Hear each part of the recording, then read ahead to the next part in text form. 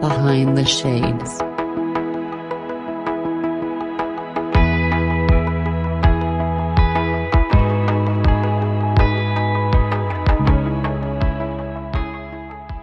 I call myself a recovering people pleaser, meaning that I have to continually check myself because for a long time, I didn't know who I was. I didn't really focus much on me, and I got really good at telling everybody else yes, including, this is a huge part of my story, so I always including saying yes to my ex-husband after dating him for 3 weeks because I felt bad if I told him no.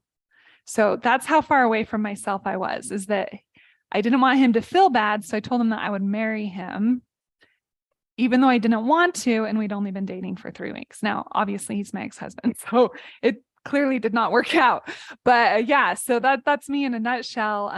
Between my husband and I, we have 7 kids. We juggle a lot of things. And so, yeah, I'm here to be an example of what's possible for the women that are tuning in and hopefully give you guys some advice that you can take into your own lives. So, yeah. Married after 3 weeks. And here I am, Amy, with 3, not 1, not 2, not 3, 3-year relationships. And I can't even get someone to marry me. So. I don't know if I believe that. Maybe you're the one that's like, maybe you're the one that's funny. Yeah. After 3 weeks of dating, I said, he got on his knee and I felt bad. So I told him that I'd marry him, even though my entire gut was in knots. Everything was telling me, no, this is not meant to be. This is not okay. But I felt bad telling him no. What he wanted was more important than what I wanted. And I like to start there because that's how far away from myself and what I wanted I helped and pleased everybody else. And at the expense of me, I lost myself through that whole process. And from there, it was an unhealthy relationship. We went through it was really hard. 10 or 11 years I was married to him and 3 kids. And I had to start my life completely over. So then I became a broke single mom. And from there, I just started building everything from there. And now it's amazing. I live a total dream lifestyle. So I'm like, guess what? You can. If I can, you can. I know for me, there's a point when I reflect on my previous relationships that maybe didn't go the distance. And when it ends, let's say year 5, right? It ends at year 5. But when I'm reflecting on it, there's a point during those 5 years where I look back and I say, this was when I knew for sure the relationship wasn't going to go the distance. Did you have a moment like that? Yes, I had a moment like that before I even said, or I had a moment like that after I was engaged. I was engaged and I was like, this is not, I just knew it. I just knew that this wasn't for me, but I did it anyway, got married. And then I like to say that, I put everything into it that I was like, okay, this is the decision I made. I'm going to make it work. But I stayed married 5 more years from the moment I felt like I couldn't go on. So from the moment that I was like, this is absolutely just so not anything that I thought that it would be, that it was a toxic relationship. It wasn't healthy. We weren't jiving together, and I still stayed for 5 years. So, yeah. That's the hard part, because you have children with him as well, correct? Yes. We have 3 kids together, and that is also difficult. Because they're not really out of your life. I mean, I've been texting him today.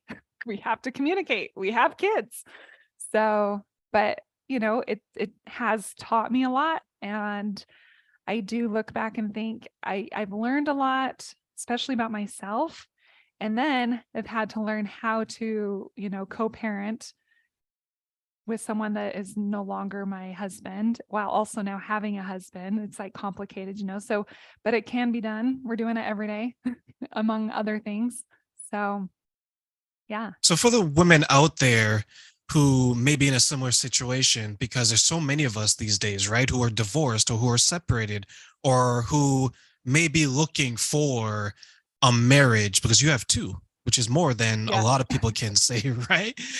What's something that you learned about yourself in your first marriage that you brought into your second because it was going to help you find yourself and show up in a better way the second time around. Yeah. It comes back to the whole people pleaser thing. I had to learn that I was worthy of what I wanted. That was the biggest lesson I learned in that marriage and then also that you teach people how to treat you. So if you're allowing certain people to treat you certain ways, that is you saying, you know what, it's okay. And so I had to teach him how to treat me as I ended that marriage and even now. So he respects me so much more now than he used to because I pretty much demanded it, right? Like, it's like, this is how you're going to treat me now.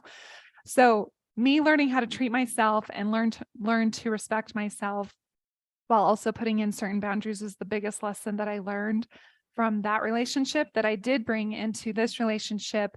And what's been amazing about my marriage that I have now, we've been together for 9 years and married for 8 years. And we have such a deeper appreciation of each other, of schedules, of all of the different things, because we both know the difference. You know, we know what it was like when things were not so healthy. And so we see each other in a completely like different light, and we allow each other room to be individuals. And I think a lot of times in relationships, that's where a lot of people get hung up, is they kind of cross in a way. I call it scrambled eggs. It's like the relationship's all scrambled instead of being like two individuals that are just coming together to share time and enjoy each other. It's like you can create this codependency that's not healthy. And so that's one thing that I've learned, or a few things that I've learned that I've brought into this, and it's made this marriage so much sweeter.